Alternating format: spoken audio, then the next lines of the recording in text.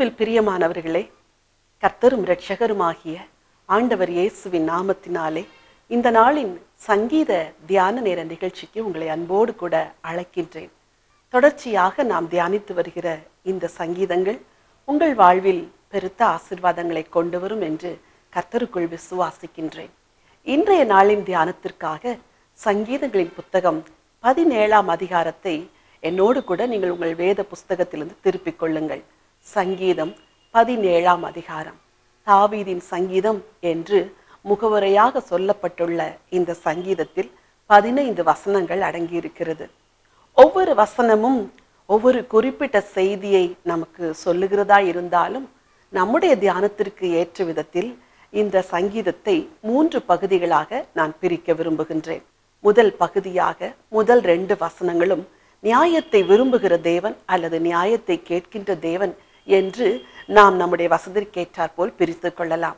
3வது வசனத்திலிருந்து 5வது வசனம் வரைக்கும் தாவீதின் சுத்த வாழ்வு என்று சொல்லி இந்த பகுதியை நாம் பிரித்து கொள்ளலாம். 6வது வசனத்திலிருந்து 15ஆம் வசனம் வரைக்கும் மறைமுகமாக பல காரியங்களை அந்த சங்கீதம் குறிப்பிட்டாலும் தாவீதின் தாகமுள்ள வாழ்வு என்று சொல்லி 3வது பகுதியாக நாம் பிரிக்கலாம். 1லிருந்து 2 வரைக்கு நியாயத்தை விரும்புகிற தேவன், 3லிருந்து 5 வரைக்கு தாவீதின் சுத்த வாழ்வு, 6லிருந்து 15 வரைக்கும் தாவீதின் தாகமுள்ள இருதயம். முதல் வசனம் இப்படியாக துவங்குகிறது: கர்த்தாவே, நியாயத்தை கேட்டருளும், என் கூப்பிடுதலை கவனியும், கபடமில்லாத உதடுகளில் நின்று பிறக்கும் என் விண்ணப்பத்திற்கு செவி கொடும். தாவீது தேவனை நோக்கி அங்கலாய்த்து ஜெபிக்கின்ற ஜெபத்தை முதல் வசனத்திலும் 6வது வசனத்திலும் நாம் பார்க்கின்றோம். கர்த்தாவே, என் கூப்பிடுதலை கேளும், என் விண்ணப்பத்திற்கு செவி கொடும்.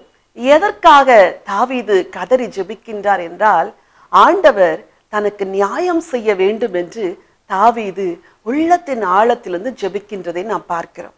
கர்த்தாவே, நியாயத்தை கேட்டருளும். என்ன ஒரு அழகான துவக்கம் பாருங்கள்.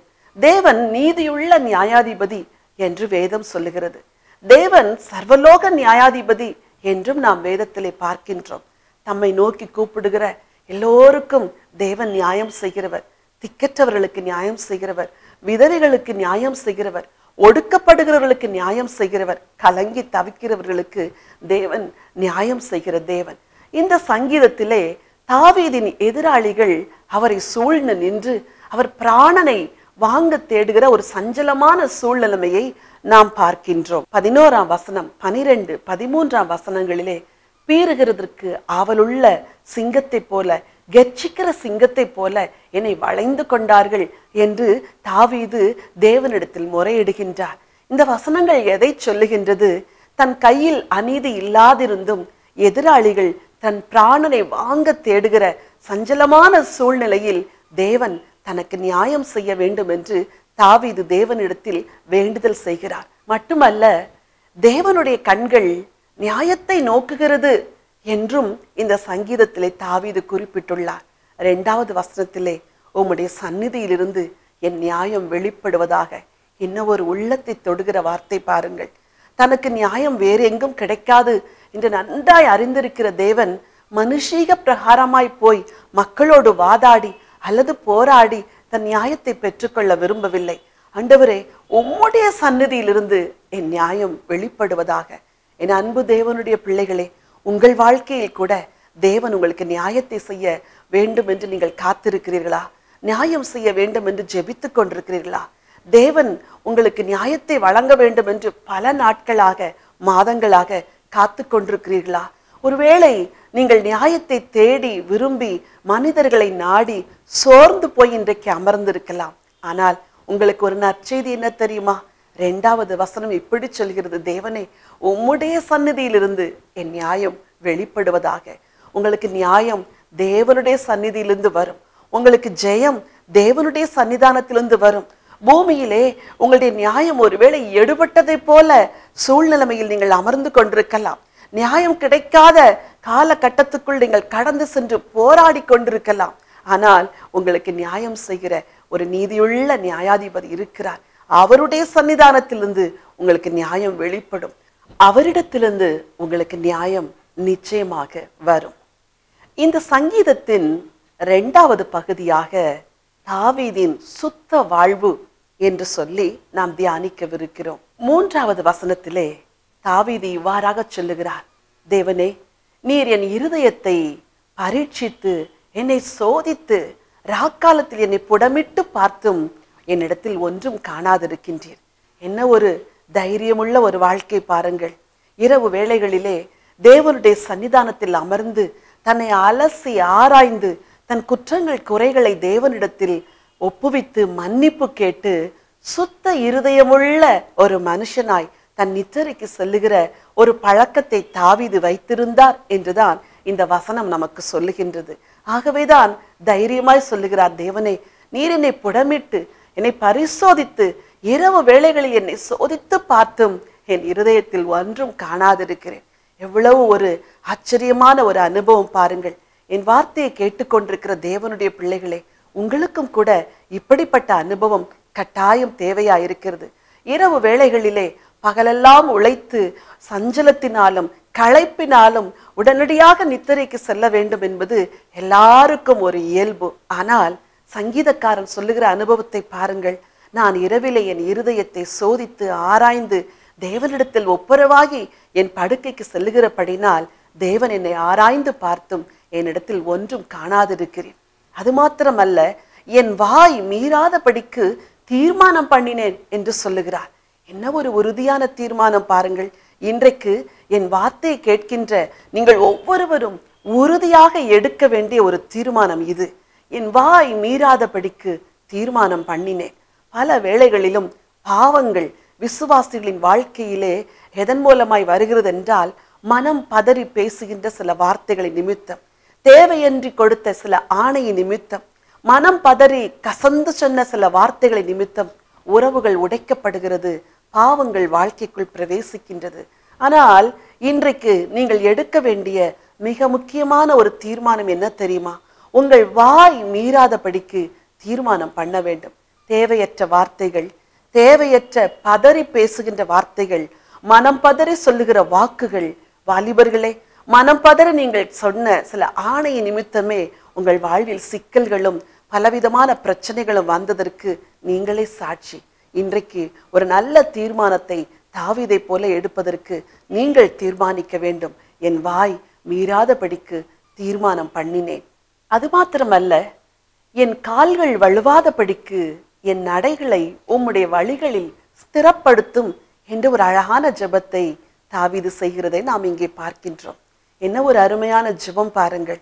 பல வேளைகளிலும் நாம் சொன்னதையே தேவனிடத்தில் திரும்ப திரும்ப சொல்லுகிற ஒரு ஜெப பழக்கத்தை உடையவர்களாய் இருக்கிறோம். ஆனால் இது போன்ற சங்கீதங்களை தியானிக்கும் பொழுது சங்கீதக்காரன் எழுதி வைத்த ஜெபங்கள் உங்கள் ஜெபங்களாக மாறும் என்றால் உங்கள் ஆவிக்குரிய வாழ்க்கை மிகவும் அர்த்தமுள்ள ஒரு வாழ்க்கையாய் இருக்கும். சங்கீதக்காரன் சொல்லுகிறார், என் கால்கள் வழுவாதபடி என் நடைகள் உம்முடைய வழிகளில் ஸ்திரப்பட்டால் நலமாயிருக்கும். தேவனே, எவ்வளவு ஒரு ஆத்மார்த்தமான விருப்பம். ஆண்டவரே, உம்முடைய கற்பனைகளை விட்டு நான் வழுவி விடக்கூடாது. உம்முடைய வார்த்தைகளை விட்டு என் நடைகள் பிசகிவிடக்கூடாது. என் நடைகளை உம்முடைய வழிகளில் ஸ்திரப்படுத்தும்.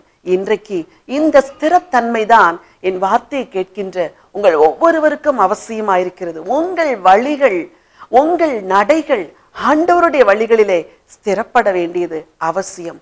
சுத்த இருதயம், சுத்த நடைகள், சுத்த வார்த்தைகள், இதுதான் தாவீதின் வாழ்வாக இருந்தது. இந்த சுத்த இருதயம், இந்த சுத்த வார்த்தைகள், இந்த சுத்த நடைகள் இன்றைக்கு உங்களுக்கும் தேவையாயிருக்கிறது.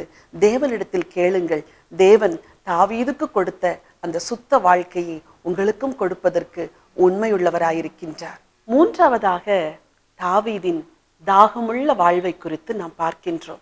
7வது வசனத்திலிருந்து 14ஆம் வசனம் வரைக்கும் எத்தனையோ போராட்டங்களுக்கு மத்தியிலும் தேவன் மேல் தான் வைத்த தாகத்தை ஜெபமாக தாவீது தெரியப்படுத்துகிறதை இந்த வசனங்களில் நாம் பார்க்கின்றோம். 7வது வசனத்தில், உம்மை நம்புகிறவர்களை அவர்களுக்கு விரோதமாய் எழும்புகிறவர்கள் நின்று உம்முடைய வலதுகரத்தினால் தப்புவித்து ரட்சிக்கிறவரே, உம்முடைய அதிசயமான கிருபையை விளங்க பண்ணும் என்று ஒரு அழகான ஜெபத்தை செய்கிறார். தேவனுடைய கிருபை அதிசயமானது. பல வேளைகளிலும் நம்முடைய வாழ்க்கையிலே தேவனுடைய கிருபை நம்மை எப்படியெல்லாம் தாங்குகிறது என்று நாம் உணர்வதில்லை. ஏனெனில் காரியங்கள் எல்லாம் இயற்கையாய் நடப்பது போல நடக்கின்றபடினால் அது தேவனுடைய கிருபையினால் வந்தது என்று பல வேளைகளில் நாம் நம்ப மறுக்கின்றோம். திடீரென்று ஏற்படுகின்ற ஒரு விபத்தில் நீங்கள் ஆச்சரியமாக தப்புவிக்கப்பட்ட நேரங்கள் எத்தனை! உங்களுக்கு அந்த மரணம் நேரிட்டிருக்க கூடும், ஆனால் ஆண்டவர் அதினின்று உங்களை காத்தாரே, அதெல்லாம் அதிசயமான கிருபை. நீங்கள் பல நாட்கள் ஜெபித்தீர்கள், தற்செயலாய் ஒரு காரியம் உங்கள் குடும்பத்தில் வந்து நேரிட்டது, அது தேவ செயலாய் இருந்தது, அது உங்களுக்கு மகிழ்ச்சியும் சந்தோஷமும் கொண்டு வந்தது, அதெல்லாம் தேவனுடைய கிருபைதான். தாவீதை போல நீங்களும் கூட ஜெபிக்கலாம், தேவனே உம்முடைய அதிசயமான கிருபையை விளங்க பண்ணும் என்று. நம்முடைய வாழ்க்கையில் ஆண்டவருடைய கிருபைதான் எல்லாவற்றுக்கும் மேலாக பிரதானமாக நம்முடைய வாழ்க்கையில் கொடிகட்டி பறக்க வேண்டும். உங்கள் வாழ்வில் கூட அந்த கிருபை மேலோங்கி நிற்கும் பொழுது நீங்கள் ஆச்சரியமான காரியங்களை அன்றாடம் பார்ப்பீர்கள். மாத்திரமல்ல, 8வது வசனத்திலே தாவீது ஜெபிக்கின்றார், கண்மணியைப் போல என்னை காத்தருளும். ஒவ்வொரு விசுவாசியும் அனுதினமும் ஜெபிக்க வேண்டிய ஜெபம் இது. தேவனே கண்மணியைப் போல என்னை காத்தருளும். ஏனெனில் இந்த உலகம் பொல்லாத ஒரு உலகம். கடைசி நாட்களில வாழுகின்ற ஒவ்வொருவருடைய வாழ்க்கையும் பிசாசானவன் கெர்ச்சிக்கிற சிங்கம் போல விழுங்கும்படி வகை தேடி திரிகிற இந்த காலத்தில் தேவன் உங்கள் ஒவ்வொருவரையும் கண்மணியை போல காக்க உண்மையுள்ளவராயிருக்கிறார். உங்கள் பிள்ளைகளை கண்மணி போல காக்கின்ற ஒரு ஜீவனுள்ள தேவன் இருக்கின்றார். கர்த்தர் கற்பித்த ஜெபத்திலே ஆண்டவர் இவ்வாறாக கற்றுக் கொடுத்தார் அல்லவா, சோதனைக்கு உட்படாதபடிக்கு தீமை நின்று எங்களை விலக்கி ரட்சித்து காத்துக்கொள்ளும் என்பது நாம் ஒவ்வொருவரும் ஜெபிக்க வேண்டிய ஜெபமாயிருக்கிறது. அதிசயமான கிருபையை விளங்க பண்ணும், கண்மணியை போல காத்தருளும். அது மாத்திரம் அல்ல, அதற்கு பின்பு வருகிற வசனங்களில் தேவனே துன்மார்க்கருடைய கைக்கு என்னை தப்புவியும், என்னை காத்தருளும். இவைகளெல்லாம் எதை சொல்கிறது? தாவீதின் தாகமுள்ள இருதயம். எல்லா எதிர்ப்புகளுக்கும் மத்தியிலும் அவருடைய இருதயம் தேவன் மேல் மாத்திரமே பட்சமாய் இருந்ததினாலே ஒவ்வொரு ஆபத்திலும், ஒவ்வொரு சிக்கலிலும், ஒவ்வொரு சூழ்நிலையிலும் தன்னுடைய ஜெபத்தை தாகத்தோடு தேவனுக்கு ஏறெடுக்க தாவீது மறந்ததே இல்லை. கடைசியாக இம்மையில் தங்கள் பங்கை பெற்றிருக்கிற மனிதர்களை குறித்து 14ஆம் வசனத்தில் சொல்லிவிட்டு அவர்கள் திரவியத்தினால் திருப்தி அடைகிறார்கள். நானோ நீதியில் உம்முடைய முகத்தை தரிசிப்பேன், நான் விழிக்கும் போது உமது சாயலால் திருப்தியாவேன். எத்தனை ஒரு ஏக்கமுள்ள இருதயம் பாருங்கள். நீதியில் உம்முடைய முகத்தை தரிசிப்பேன், நான் விழிக்கும் போது உமது சாயலால் திருப்தியாவேன். அன்பானவர்களே, ஒரு நாள் முழுவதும் எத்தனை பெரிய பாடுகளும் பிரச்சனைகளும் வந்தாலும் இரவிலே நித்திரை செய்து மறுநாள் காலையில் எழும்பும் பொழுது மனிதர்கள் எல்லாரும் இரவிலே அவர்கள் சுமந்த சுமைகளையே மறுபடியும் தங்கள் கைகளில் எடுத்துக்கொண்டு புதிய நாளை துவங்குகிறார்கள். ஆனால் நீங்களும் நானுமோ நீதியில் அவருடைய முகத்தை தரிசித்து அவருடைய சாயலில் திருப்தியாகிற ஒரு உன்னத அனுபவத்தை தேவன் உங்கள் ஒவ்வொருவருக்கும் வைத்திருக்கிறார். ஒவ்வொரு நாள் காலையையும் தேவனுடைய முகத்தில் அவருடைய சாயலில் திருப்தியாகி அதன் பிறகு துவங்குங்கள். தேவனோடு நேரத்தை செலவழித்து விட்டு அதன் பிறகு உலக காரியங்களை கவனிப்பதற்கு கடந்து செல்லுங்கள். உங்கள் வாழ்வு திருப்தி உள்ள வாழ்வாயிருக்கும். உங்கள் வாழ்வு ஆச்சரியமான வாழ்வாயிருக்கும். தேவன் தம்முடைய அதிசயமான கிருபையை உங்கள் வாழ்வில் விளங்க பண்ணுவார். கண்மணியைப் போல உங்களை காத்தருள்வார், உங்களை சுத்தமாக்குவார், உங்கள் நடைகளை ஸ்திரப்படுத்துவார், உங்கள் வாய் மீறாதபடிக்கு உங்களுக்கு உதவி செய்வார். எல்லாவற்றுக்கும் மேலாய் தேவன் தன்னுடைய நியாயத்தை உங்கள் வாழ்வில் விளங்க பண்ணுவார். உங்களுக்காக நான் ஜெபிக்கட்டுமா? அன்பின் பரலோக பிதாவே, இந்த நாளின் தியானத்தை எங்களுக்கு ஆசீர்வதித்து கொடுத்த உம்முடைய அன்புக்காக நன்றி. நீர் நியாயத்தை விரும்புகிற தேவன், நியாயத்தை நோக்கி பார்க்கிற தேவன். உம்முடைய செவிகள் நியாயத்தை கேட்கிற செவிகளா இருக்கிறதற்காக நான் உள்ளத்தின் ஆழத்தில் உமக்கு நன்றி செலுத்துகிறேன் ஐயா. இந்த நாளிலும் என் வாழ்வில் நியாயம் கிடைக்கவில்லை என்று சொல்லி பல நாட்களாய் துக்கத்தோடு கண்ணீரோடு என்னுடைய வார்த்தையை கேட்டுக்கொண்டிருக்கிற உம்முடைய பிள்ளைகளுக்காய் விசேஷமாய் ஜெபிக்கின்றேன். தேவனே, உம்முடைய சந்நிதியிலிருந்து உம்முடைய பிள்ளைகளுக்கு நியாயம் வருவதாக. நீர் உம்முடைய பிள்ளைகளுக்கு நியாயம் செய்ய வேண்டும் என்று உம்முடைய அடியால் நான் ஜெபிக்கின்றேன். என்னுடைய நியாயங்கள் மறுக்கப்படுகிறது. என்னுடைய நியாயங்களை மனிதர்கள் ஒருவரும் கேட்பதில்லை. நான் ஏழையா இருப்பதினால் எனக்கு நியாயம் கிடைக்காமல் போகிறது என்று சொல்லி எத்தனை பேர் துக்கத்தோடு கண்ணீரோடு உம்முடைய முகத்தை நோக்கி பார்க்கிறார்களோ, இந்த நாளிலே உம்முடைய பிள்ளைகளுக்கு நியாயத்தை கொடுக்க வேண்டும் என்று சொல்லி உம்முடைய அடியால் ஜெபிக்கின்றேன். நியாயம் செய்வீராக ஆண்டவரே. பரத்திலிருந்து உம்முடைய பிள்ளைகளுக்கு நியாயம் வருவதாக. உம்முடைய பிள்ளைகளை ஒடுக்குகிற துன்மார்க்கிற்கும் உம்முடைய பிள்ளைகளை பரிகசித்து அற்பமாய் எண்ணுகிற மனுஷர்களுக்கு முன்பதாக உம்முடைய அதிசயமான கிருபையை நீர் விளங்க பண்ணுவீராக. கண்மணியை போல உம்முடைய பிள்ளைகளை காத்திருளும்படியாய் உம்முடைய அடியால் இன்றைக்கு ஜெபிக்கின்றேன். எல்லா தீமைகளுக்கும் மறைப்பீராக ஆண்டவரே. சத்துருடைய வல்லடிகளுக்கு உம்முடைய பிள்ளைகளை விலக்குவீராக. உம்முடைய பிள்ளைகளை தப்புவித்து ரட்சிக்க வேண்டும் என்று சொல்லி ஜெபிக்கிறேன் ஐயா. எல்லா தீங்குகள், ஆபத்துகள், விபத்துகள், நாச மோசங்கள், வியாதிகள், மனுஷ சதிகள் எல்லாவற்றுக்கும் இந்த குடும்பங்களை விலக்குவீராக. தேவனே, நீர் அப்படி செய்கிறதற்காய் உமக்கு கொடான கொடி ஸ்தோத்திரம். சுத்த இருதயத்தையும் சுத்தமான வார்த்தைகளையும் சுத்தமான நடைகளையும் உம்முடைய பிள்ளைகளுக்கு தந்து உம்முடைய நாம மகிமைக்கென்று இவர்கள் பரிசுத்தமாய் வாழ நீர் அனுக்கிரகம் செய்யும்படியாய் ஜெபிக்கின்றேன். விசேஷமாய் என் வார்த்தையை கேட்கின்ற வாலிப பிள்ளைகளுக்காய் ஜெபிக்கின்றேன். சுத்த இருதயத்தை அவர்களிலே சிருஷ்டிப்பீராக. நிலைவரமான ஆவி அவர்களுக்கு கொடுப்பீராக.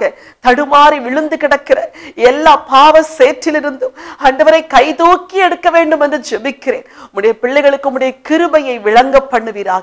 ஆண்டவரே, எல்லாவற்றுக்கும் மேலாய் ஒவ்வொரு நாளும் நீதியில் உம்முடைய முகத்தை தரிசிக்கவும் விழிக்கும் போது உம்முடைய சாயலால் திருப்தியாகவும் உம்முடைய பிள்ளைகள் எல்லாருக்கும் நீர் அனுக்கிரகம் செய்ய வேண்டும் என்று சொல்லி நான் வேண்டிக் கொள்கிறேன். கர்த்தர் அப்படி செய்கிறதற்காய் ஸ்தோத்திரம்.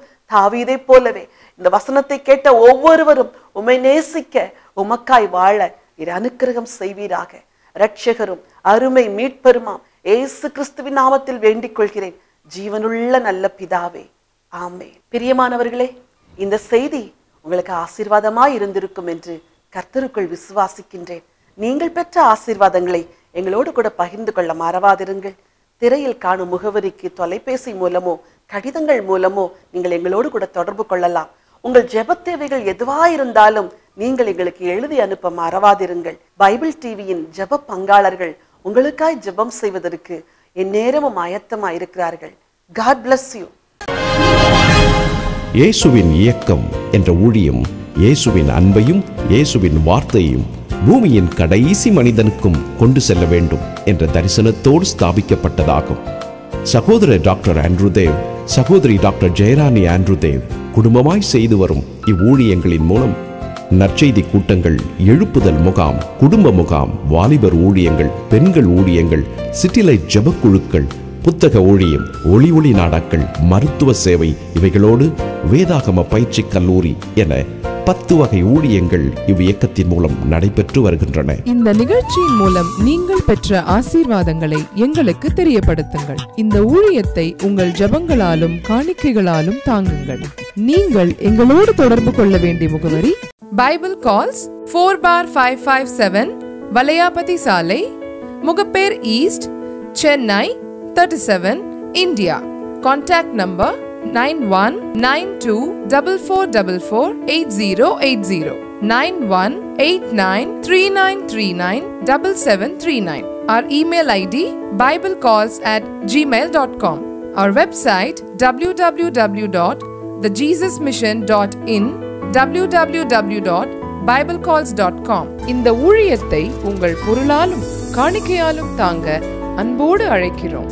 எங்கள் வங்கி விவரம் Bible calls account number 189020001658, Axis bank, Chennai 7, IFS code UTIB 0000189. எமது நிகழ்ச்சிகளை தொடர்ந்து பைபிள் டிவி வெப் டிவியிலும் காணத் தவறாதீர்கள். Website www.bibletv.tv. இறைவன் இயேசு உங்களை ஆசீர்வதித்து காப்பாராக.